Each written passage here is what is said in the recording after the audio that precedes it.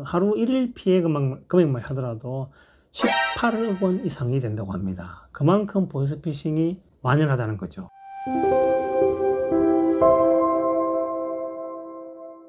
안녕하십니까. 알아두는 덕분은 쉬운 법률 이야기 짱변 장성규입니다. 제가 지난번인가요? 7월달 정도에 그 보이스피싱 관련해서 저금리 대출을 늘려줄 수 있다. 본인이 가지고 있는 대출 대환 대출하면서 보다 많이 금액을 정액할 수 있다. 이러면서 거래 실적을 조금 쌓기 위해서 그 당시에 실제 사례로 7천만 원을 피해자의 통장에서 본인 통장에서 받은 것을 은행원이라고 가장한 사람들한테 전달한 그 남자의 이야기, 결과는 나중에 말씀드리다 했는데 그걸 오늘 이야기해드리면서 보이스피싱과 관련한 처벌 유형별로 몇 가지를 설명드리려고 합니다. 전화금융사기, 속칭 보이스피싱이죠. 보이스피싱에서 우리들이 겪는 사람들 중에 나도 피해자다라고 생각하는 분들이 꽤 있어요.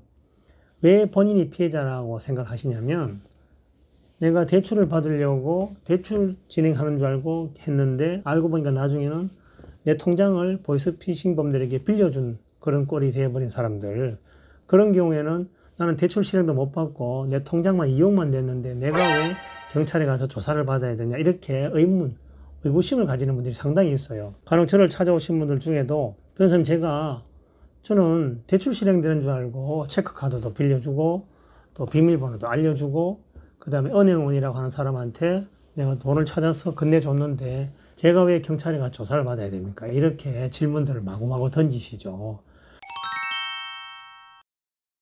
오늘은 그 전화를 이용해서 내가 적극적으로 사기를 친 것도 아닌데 내가 중간에서 나도 피해를 입었는데 경찰서에 가서 조사를 받아야 되는 분들을 위해서 보이스피싱, 그와 관련한 보이스피싱 처벌 유형 3가지를 알려드리려고 합니다. 첫 번째는 사기 방조로 조사할 것이 있으니까 조사받으러 오라, 이렇게 연락 오시는 경우가 있어요. 사기는 들어봤는데 방조가 뭐냐? 사기꾼을 돕는 행위를 했다는 혐의로 조사를 받는 경우가 간혹 있거든요. 전화로 사기를 치는 사람들을 도운 것이 있는지, 협조한 것이 있는지 여부를 조사한다는 건데, 그런 경우는 보이스피싱범들이 피해자에게 어쨌든 검사를 사칭하든 금융감독원을 사칭하든 특정 돈을 보내라고 하죠. 그 보내라고 할 때 받아야 될 통장이 필요할 거 아니에요. 사실 통장을 지금 요즘 구하기가 어려워요. 왜냐하면 우리가 은행 가서 통장 하나 개설하려고 그러면 신분증에, 직장에 통장을 개설하는 이유, 이런 여러 가지를 써야 되잖아요. 그러다 보니까 그 중간에 돈을 모을 수 있는 통장을 보이스피싱범들이 구하기가 어려워졌어요. 그래서 순진한 사람들을 꼬드겨서 사기를 친 돈을 중간에서 거쳐가야 할 통장을 구하는 행위를 한단 말이죠.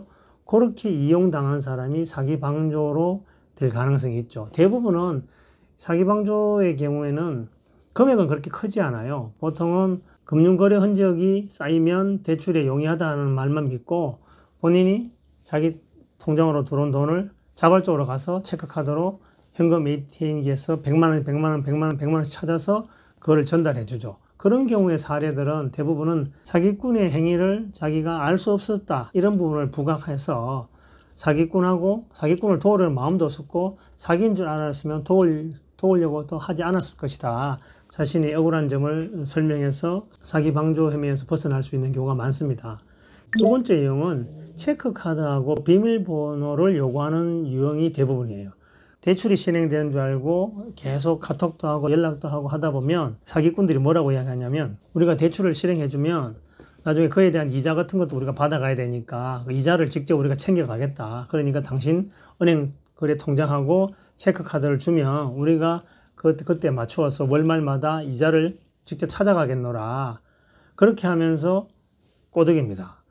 말을 돌아서서 들어보면 이게 말도 안 되는 얘기인 것 같지만 카톡으로 상담하고 보이스톡으로 상담하다 보면 그것도 일리 있는 말이라고 해서 그 사람들이 요구하는 거를 들어줍니다. 요구하는 내용은 보면 체크카드를 택배 상자에 사서 그거를 어디로 보내라고 합니다. 그러면서 택배 상자 안에 신문지를 같이 넣는다거나 아니면 비닐에 싸서 체크카드가 흔들리지 않도록, 아마 요즘은 이런 택배를 이용하다 보면 종이 상자 안에 체크카드 하나만 달랑 들어있으면 소리가 이상할 거 아니에요. 그럼 택배 기사들도 이거를 이게 이상한 게 들어가 있는 것 같다라고 하면서 신고할 수도 있으니까 그걸 방지하려고 뭐 사용하지 않는 수건, 그다음에 비닐에 둘둘 말아서 상자를 사라고 하거든요. 그렇게까지 카톡으로 알려주는 경우도 있습니다. 그런 경우에 대부분 이게 보이스피싱범의 그 전달책으로 이용하려는 거니까 절대 속으면 안 됩니다. 거기다가 비밀번호를 또 알려달라고 하죠. 체크카드를 보내주고 나면 자기들이 찾아가기 위해서 비밀번호 필요하다 하니까 또 카톡으로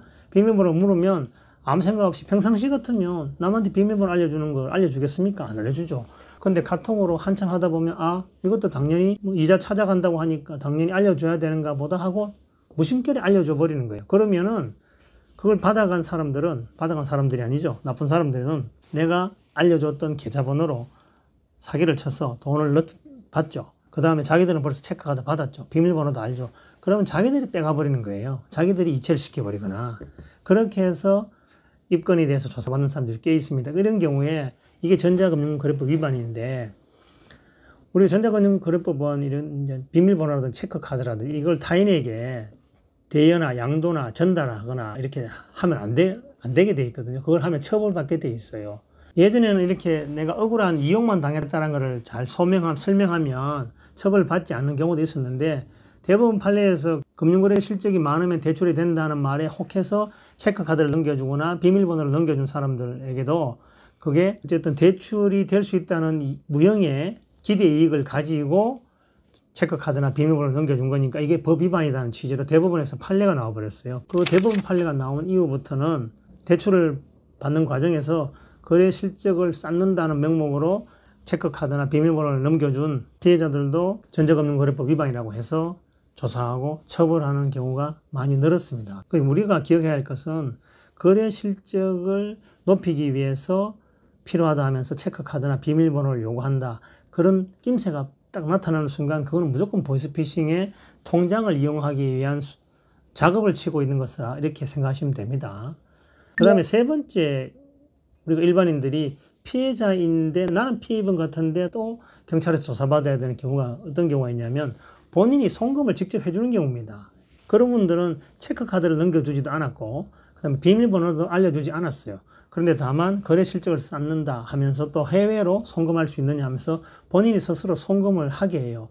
그러면 본인이 사기꾼들이 또 사기를 친 돈이 본인 통장에 들어왔죠. 그 통장을 자기 스스로 이체를 해줘버려요. 아니 이체를 해주거나 또는 그걸 직접 찾아서 현금으로 찾아서 은행원들이라는 사람한테 전달해주는 그런 경우에 주로 이제 적용 가능한 게 금융실명법 위반이에요. 금융실명법은 어떻게 규정하고 있냐면 불법 재산을 응유하거나 자금 세탁을 하기 위해서 다른 사람의 명의의 그 통장을 이용하면 안 된다 금지 조항이 있습니다. 그런 경우에 그게 탈법행위라는 거죠.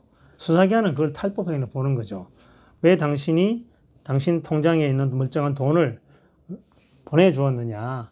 보내주면서 그러면은 이 탈법행위라는 것을 어느 정도 인식하면서 알면서도 대출 받으려고 보내준 거 아니냐. 이렇게 수사기관은 생각을 하고 조사를 하는 경우가 있죠. 지난 7월달에 제가 이야기했나요? 사기꾼들이 사기를 친 돈을 받은 피해자. 이 피해자는 대출이 실행되는 줄 알고 그 돈을 받았죠. 거래 실적이 늘어나니까 그러면 대출이 된다고 해서 그 돈을 받았죠. 7천만 원을. 그 7천만 원을 차서 은행원에게 전달해 준 사람입니다. 그 사람의 처분 결과가 어떻게 될 것인지 후속 영상을 통해서 말씀드리겠는데 오늘 말씀드립니다. 그분 금융실명법 위반 방조로 조사를 받았습니다. 우여곡절 끝에 결국은 무혐의를 받았죠. 근데 무혐의를 받았다고 해서 여러분들 이런 케이스에 나도 무혐의 받는다 생각하시면 절대 오산입니다.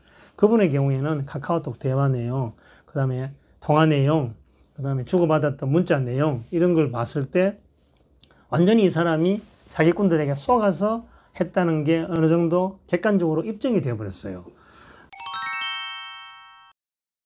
가끔 상담 오시는 분들 중에서 자기가 범죄에 연루됐다 싶으니까 나중에 돌이켜보니까 좀 이상하다 싶으니까 자기가 나오는 대화 내용들을 자기도 찜찜하니까 다 삭제해버립니다. 그러면 나중에 그게 나를 위한 사실 증거일 수도 있는데 그게 없는 분들이 있어요.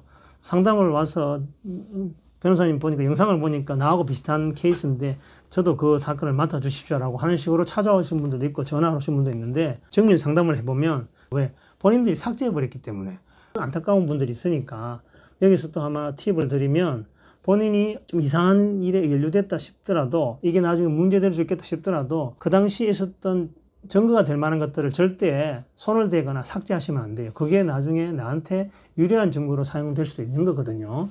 제가 보이스피싱 관련해서 여러 영상들을 지금 계속 여러분들 경각심을 일깨워드리는 차원에서 여러 번 촬영해서 올려드린 것 같은데, 그리고 전화번호도 올려두기도 하고 또 댓글 남기시라고 했습니다. 그죠? 진짜 나는 피해자 같은데 조사를 받으러 경찰에서 오라, 이런 연락을 받은 분들은 연락하셔도 되고, 그 다음에 또 전에 찍었던 영상들을 보시고 나름대로 어느 정도 법률적으로 무장하셔서 조사받으시길 바랍니다.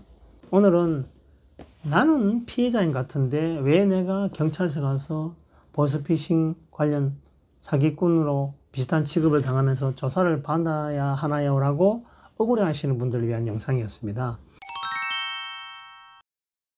또 이 영상으로 최근에 저한테 질문하신 분에 대한 답을 해드리려고 합니다. 보이스피싱범들은 100만 원씩 찾아서 건네줬는데 이런 경우에 이 돈을 건네준 원래 피해자하고 연락이 되었다는 겁니다. 그럼 이분하고 나하고 합의를 해야 됩니까?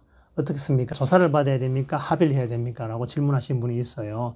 구체적 사안에 따라 다릅니다만 본인이 나도 100% 피해자라는 것을 입증할 수 있는 자료들이 있다면 모르겠습니다만 그런 자료들이 좀 미비하다 싶으면 앞에 부분하고 합의를 하는 것도 어느 정도 사건을 빨리 마무리하는 방법이 될 수 있습니다. 또 그런 경우에는 피해 금액이 다른 보이스피싱 사례보다는 좀 크지 않은 것 같아요. 왜냐하면 100만 원, 100만 원, 100만 원씩 이렇게 뽑았기 때문에 피해 금액이 보통은 제가 통상 보니까 500만 원에서 한 700만 원 사이더라고요. 여러분들 뭐 최근에 보이스피싱 예방 교육하는 광고 영상들을 많이 보셨을 거예요. 계속 늘어나고 있는 것 같습니다.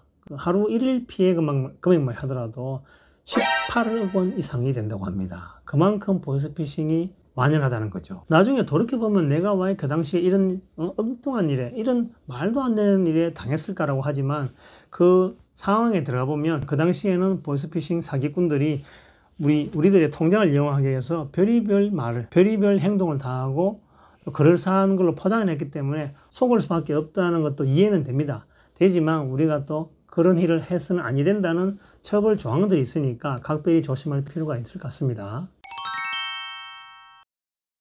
오늘 이야기해드렸던 거 3가지 정리해 드립니다. 나는 피해자인 것 같은데 왜 내가 조사를 받아야 됩니까? 라고 생각되는 3가지 유형 말씀드렸습니다. 그죠? 첫 번째, 사기 방조로 조사받을 가능성이 있습니다. 두 번째, 전자금융거래법 위반으로 조사받을 가능성이 있습니다. 세 번째, 금융실명법 위반 방조로 조사받을 가능성이 있습니다. 각각의 내용들은 그 구체적 내용이라든지 증거에 따라서 처벌이 될 수도 있고 아니 될 수도 있습니다. 그런 부분들은 사전에 조사가 진행되는 경우에 면밀히 검토하셔서 대응을 하시는 게 맞지 않나 싶습니다. 오늘도 마무리 멘트는 하고 마치겠습니다. 조금만 주의를 기울였더라면 남도 피해를 주지 않고 나도 피해를 입지 않을 사안들이 우리 주변에는 너무나 많습니다. 짱변이 경험하고 있는 금융거래 세상은 결코 녹록지 않은 것 같습니다. 항상 주의하고 경계해서 정말 나중에 돌이켜보면 어이없는 실수가 없도록 했으면 좋겠습니다. 알아두면 덕분에 쉬운 법률 이야기 짱변 장성규였습니다.